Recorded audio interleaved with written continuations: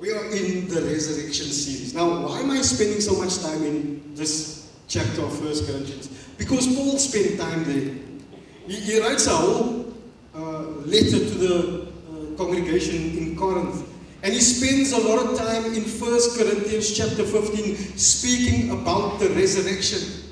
And so I want us to also speak about the resurrection, because I think it's important that we understand what the resurrection entails and what it means for us as believers. So the title of my message today is Resurrection in Christ is a celebration of victory. Resurrection in Christ is a celebration of victory. Now in the week, in our life group, on Tuesday morning, in our men's group, when we were reading through this passage, we were reading through 1 Corinthians, we read through 1 Corinthians chapter 15, looking at the resurrection. And there were some things that we spoke about, and it's also part of my message today. Physical death. It came as a result of Adam and Eve's disobedience. That is why I said to you earlier that disobedience leads to death. It led to their death, and it leads to death in general. In fact, the Bible says that if children don't honor their parents and they are rebellious and disobedience, it's going to lead to their death. And so, the result of Adam and Eve's disobedience was death. It was physical death, and it was spiritual death. It was death. So why was the punishment for disobedience death? And why is the punishment for disobedience so severe? Because it does seem extreme, doesn't it? It seems extreme that if you are disobedient, that God would punish you with death. Why would He punish His people, His creation, with death? Why is it so severe? Why was the punishment for disobedience so severe? You know why? Because of God's nature. His nature is extremely holy. God is so holy that one corruption, one small sin, doesn't matter how small it is, in the presence of God, if God tolerates it and allows it, it will corrupt His nature. God's nature cannot tolerate sin. And so the smallest sin will cause God to destroy whoever brings that sin into His presence. And so the reason why the punishment for sin was so severe, disobedience was so severe, is because God is so holy. He's so high and lifted up. And sometimes we forget that the God that we serve is such a holy God that He doesn't tolerate any kind of sin, any kind of disobedience, any kind of rebellion, any kind of mistake. God cannot tolerate it because He's a holy God. And so the punishment for something even like disobedience is so severe, because God's nature is so holy. He is infinitely holy, and He cannot allow any corruption to enter His presence. Anything. The holiness of God determines the severity of the punishment. It's the holiness of God. In fact, God told Adam, if you disobey, it's going to lead to your death. Adam could learn everything that he needed to learn about how to be a good person, how to live a good life in his daily walk with God. But he chose to follow the way of Satan, to eat from the fruit. And when he did that, corruption and sin and disobedience destroyed his life. And so death stepped into the world. The holiness of God determines the severity of the punishment. Just think about this for a moment. If I'm driving along the road and a taxi cuts me off, because I think taxis like to just cut me off. I don't know if they just try to test my fruit, but they're always cutting me off on the road. There's no consequences, right? I mean, I can get upset, I can blow my hood, I can whatever, I can scold the guy. There's no consequences. But if I see the president and his motorcade coming on and I cut them off, or I block them, there's going to be consequences, right? I might get arrested. I might go to prison. I might be beaten up like the deputy president's bodyguards beat up a motorist on the road. See, I can threaten you. I can threaten you and get away with it. I can threaten you a couple of times and maybe you get an interdict against me. But if I threaten the president of this country, I will go to prison for treason. I will be arrested. The status of the person determines the severity of the punishment. The status or the holiness of God determines the severity of the punishment. And now, because, it bothered me. I always thought, how, it almost seems like God is unjust. How can He punish so severely disobedience? Until I understood, it's because of His extreme holiness, His infinite holiness, that He cannot tolerate any kind of sin. Because if He does, then it means He's no longer just or holy or righteous, because He allows sin to go unpunished. And anything that separates you from God leads to death. You cannot exist without God. You will eventually die in your sin. And so here in 1 Corinthians, Paul shows us how Adam, the natural man, chose death through disobedience, and how Christ, the perfect spiritual man, brought life because of his obedience to his Father. So turn with me to 1 Corinthians chapter 15. I'm going to read to you a couple of verses, and then I'm going to try to just do this message a little bit differently today, but we'll see how it goes. 1 Corinthians chapter 15, reading from verse 35. But someone will ask, how are the dead raised? With what kind of body do they come? You foolish person, what you sow does not come to life unless it dies. And what you sow is not the body that is to be, but a bare kernel, perhaps of wheat or of some other grain. But God gives it a body as He has chosen, and to each kind of seed its own body. For not all flesh is the same, but there is one kind for humans, another for animals, another for birds, and another for fish. There are heavenly bodies and earthly bodies, but the glory of the heavenly body is of one kind, and the glory of the earthly is of another. There is one glory of the sun, and another glory of the moon, and another glory of the stars, for stars differs from star in glory.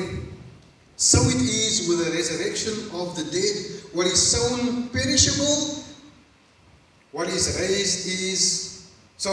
sown is perishable, what is raised is imperishable. It is sown in dishonor, it is raised in glory. It is sown in weakness, it is raised in power. It is sown as a natural body, it is raised as a spiritual body. If there is a natural body, there is also a spiritual body. Thus it is written, the first man, Adam, became a living being. The last Adam became a life-giving spirit. But it is not the spiritual that is first, but the natural, and then the spiritual. The first man was from the earth, a man of dust. The second man is from heaven, the second Adam, which is Christ. As was the man of dust, so also are those who are of the dust. And as is the man of heaven, so also are those who are of heaven. Just as we have borne the image of the man of dust, we shall also bear the image of the man of heaven. The Lord bless the reading of His word. I think the emphasis that Paul is making here is that the body that is sown as a seed in death does not come close in comparison to the body that will be reaped in the resurrection from the dead. That is the point I think that he's making. That what we sow when we die, the body that you have today, this is not the body that you will have when you are raised back to life. I'm not sure. I don't think the way that you look is going to change, but definitely the body that you have is going to change.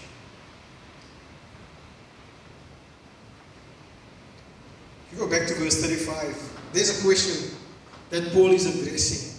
And the question is about the nature of the resurrected body.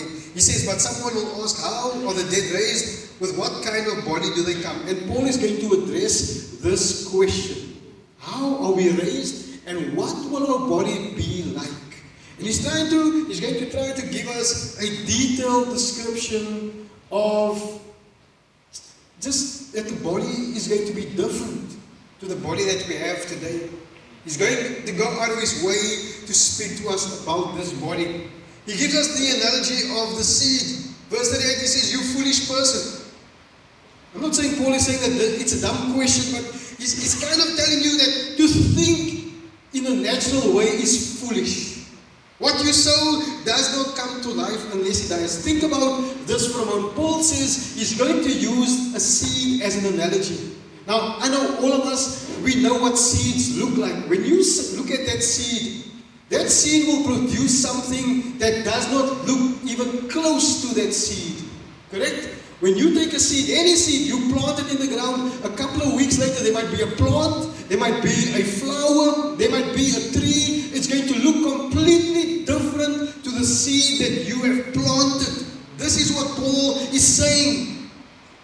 What you sow is not the body that is to be. What you sow is not the body that is to be. So this body that you have that dies is not going to be the body that you will have when you come back to life. It is a bare kernel, perhaps of wheat or some other grain, but God gives it a body as He has chosen. And to each kind of seed its own body. Paul says that God allocates to every seed a body, and your body, you must view it as a seed. Now, I always say this, and I've said it many times, and you've heard me say this. I always wonder, what is it going to be like when I get to heaven one day? Will I be able to travel at high speed without a car? Can I just fly through the... I don't know, hopefully. Maybe that's something that could happen. I'm not saying it will happen. I'm just thinking, just imagining. Imagine that I could fly at high speed. No speed limit. That would be awesome, right? God gives it a body as He has chosen it. To each kind of seed its own body. God is going to determine what kind of body we get. This body is a seed. It's a seed. In other words, the body that we will have is going to not resemble anything that we have in this body. It doesn't come close to this body. Paul then tells us an analogy of all living and heavenly bodies. He says this, verse 39, for not all flesh is the same, but there is one kind for humans, another for animals, another for birds, and another for fish. You can see God has a distinction of different kinds of bodies. A fish has a different kind of body than an animal. An animal has a different kind of body than a human. What Paul is wanting his audience to understand is that there is a distinction. God allocates different kinds of bodies. He's making all of this to come to the point where we have to realize that in the same way, the body that we get, it's not an earthly body, it's a heavenly body. It is going to be a different body to the one that we have today. Maybe those of you who have no hair, maybe you'll have hair, I don't know. Maybe the wrinkles will be gone. Maybe the fat will be gone. Maybe the fat will be back. And the thin people will be fat and the fat people will be thin. I don't know. The point is that God is going to allocate you with a body. He says there are heavenly bodies and earthly bodies.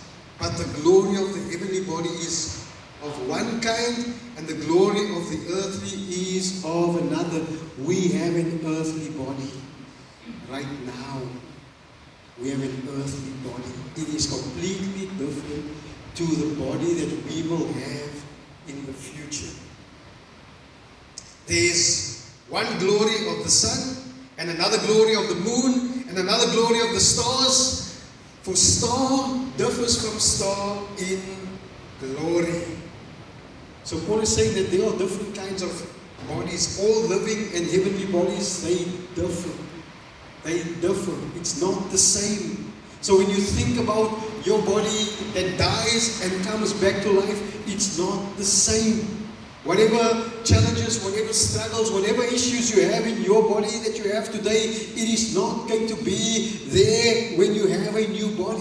This body is only a seed. It doesn't come close to the body that Christ is going to give you. You know the conclusion that we came to as we were reading through,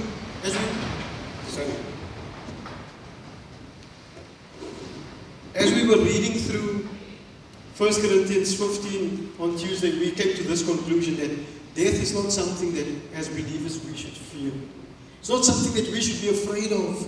It is something that we should realize it's only a transition from this world to the next world, and that we will leave this body behind and await a glorious new body. It is not something to be afraid of.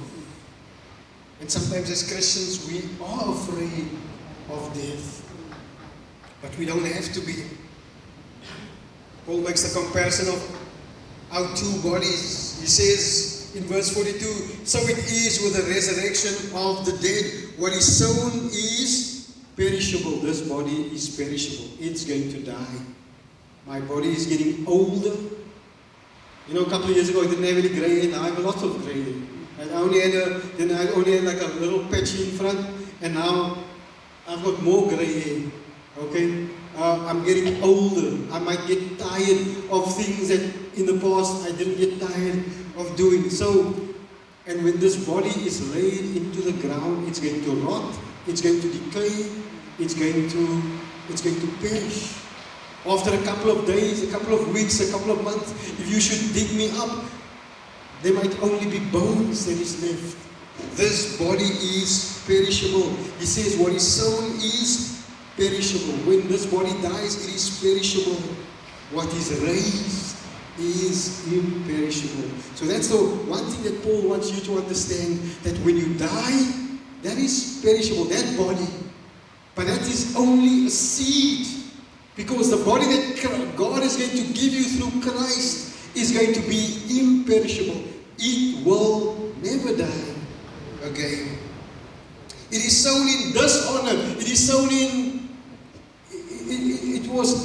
it's as a loser, as someone that lost a battle. That's what happens. We often say that when people die, they've lost the battle maybe of cancer, or they've lost the battle of life, and now they have left this world, they have died. It is sown in dishonor. It's almost like you have been defeated. But Paul says it is raised in glory. It is raised in victory. It is sown in weakness. It is raised in power. It is sown as a natural body. It is raised as a spiritual body. He says if there is a natural body, there is also a spiritual body. So yes, we have a natural body today. We have the Spirit of God living inside of us, the Holy Spirit living inside of us. But then we will have a spiritual body. We will have God forever inside of us, dwelling with us. We will be in the presence of God. There will be no corruption, no death, no crying, no pain, no mourning, no sin. And then finally, Paul speaks to us about the two Adams and their bodies. He says, thus it is written, the first Adam became a living being, the last Adam became a life-giving spirit.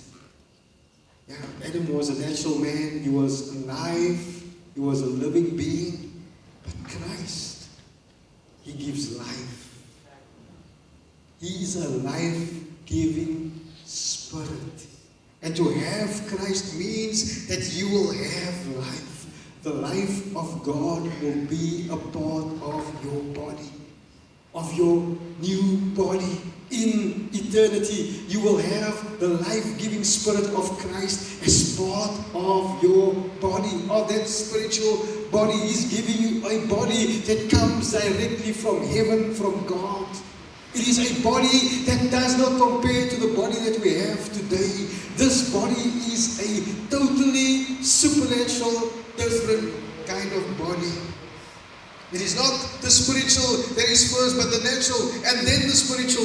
The first man was from the earth, a man of dust. The second man is from heaven. You see the difference? Now we come from the ground, we come from the dust. That's why when we bury someone, we say earth to earth, ashes to ashes, dust to dust. We go back into the earth. But now Paul is saying, no, the body that you will have, it doesn't go back into the earth because it doesn't die. It is a heavenly, spiritual body. And so also those who are of heaven. As the man of dust, as was the man of dust, so also those who are of the dust. And as is the man of heaven, so also those who are of heaven. That's the difference. When the resurrection takes place, we will be of heaven. We will no longer be of the earth, we will be of heaven. We will have a new body. Just as we have been born in the image of the man of dust, we shall also bear the image of the man of heaven. There's going to be a totally different body. Paul is reminding us that sin through Adam brought eternal death and separation from God. And resurrection through Jesus Christ defeated death and brings back eternal life in fellowship with God. This is reflected in the kind of bodies that we have now and will have in the future. The natural body versus the spiritual body. Paul is contrasting the natural man versus the spiritual man. The natural man is Adam, the spiritual man is Christ. The spiritual body is a body from heaven in victory over death. We don't get a body from the earth when we come back to life. We get a body from heaven. We get a body that has the Spirit of God in it. We get a body that bears the image of Christ. That is the body that we will get. And so we don't have to fear death because death is leading us to victory. Because when we die, it's not the end. We don't cease to exist. We only move from this place to the next. And we move from this place to victory in the next life. This is why Paul can write this in Romans chapter 6. He says, for when you were slaves of sin, you were free in regard to righteousness. In fact, you were a slave to sin. You can just do as you please. You are free from righteousness. But what fruit were you getting at that time from the things of which you are now ashamed? For the end of those things is death. Sin brought death. Sin brought death. He says, but now that you have been set free from sin and become slaves of God, the fruit you get leads to sanctification and its end, eternal life. Amen. Eternal life. That means when you come back to life as a believer, you will never die. You're not going to age, you're not going to be sick, and you will never die. That's going to happen to you. You will be in the presence of God forever. And I want you to think about those believers who have gone before you, that you will see in heaven one day. Maybe it's your family, maybe it's your parents, maybe it's your children, maybe it's people that you know. There you will be forever. There will be no more separation. The Bible says there's going to be a reunion in heaven.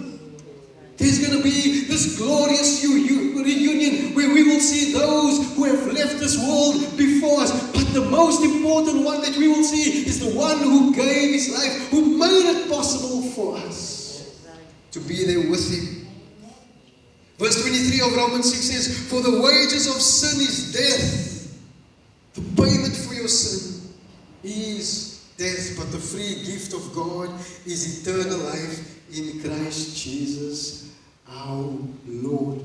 Paul understands what it means to have eternal life. But John also understood this. In 1 John chapter 5, verse 9, he says, if we receive the testimony of men, the testimony of God is greater. We do receive the testimony of men, isn't it? You go to a court of law, the judge will ask you, are there any witnesses? If there's a crime or anything that needs to be tried, they will call in witnesses.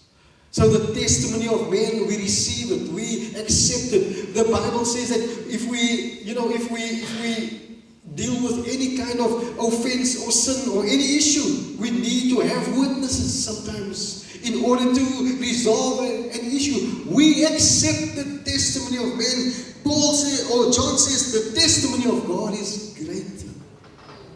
For this is the testimony of God that He has borne concerning His Son. Whoever believes in the Son of God has the testimony in himself. In other words, the testimony of God dwells within us. And now, we sang that this morning, the Holy Spirit is only a guarantee. It's just a guarantee of what is to come. It is a deposit that guarantees what is to come. We don't fully know, we don't fully understand yet what is to come. We have the testimony in himself. Whoever does not believe, God has made him a liar, because he has not believed in the testimony that God has borne concerning his Son.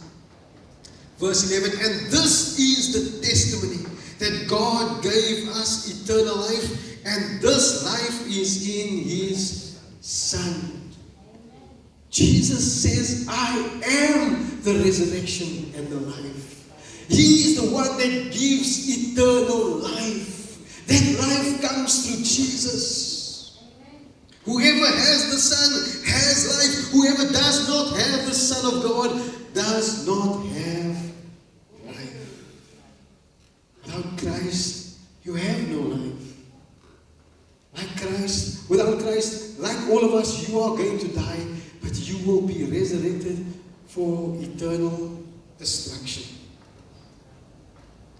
Revelation chapter 1, John records this, verse 17, he says, when I saw him, speaking of Jesus, I fell at his feet as though dead, but he laid his right hand on me, saying, fear not, I am the first and the last. That's what God said in Isaiah. He said, I am the first and the last. I'm the first God, I'm the last God, I'm the only God. This is what Jesus is saying here in Revelation. I'm the only God. I'm the first and the last and the living one. I died, and behold, I'm alive forevermore. And I have the keys of death and the Hades. I have the keys. I have the power. So can I remind you this morning, if you're a believer, the body that we sow in death, it does not compare in any way to the resurrection body that will be imperishable, filled with Christ's glory, raised in God's power, spiritual in its nature. And it is a sign and a celebration of victory over death and an eternal guarantee to be free from sin. It's an eternal guarantee. If you are a believer, that is your reward. If you're an unbeliever, I want to remind you this morning, those who do not belong to God through Christ, by regeneration through the Holy Spirit, will be raised back to life in order to be sentenced to an eternal death, because they will live in eternity without God, and the holiness of God will exact severe punishment on them for eternity. So death is not an enemy that we should fear, congregation, because Christ conquered death, and death will be finally defeated when we who belong to Christ are raised back to life at the second coming of Jesus Christ, when He, through raising us from the dead, finally puts an end to death. He says death is the final enemy of Christ, and Christ will defeat death once and for all when He raises all those who belong to Him back to life in the end. Amen. We have nothing to fear when we think about death. We have nothing to be afraid of. Death is not our enemy. Death has been defeated. Christ gave us victory over death. Let's pray.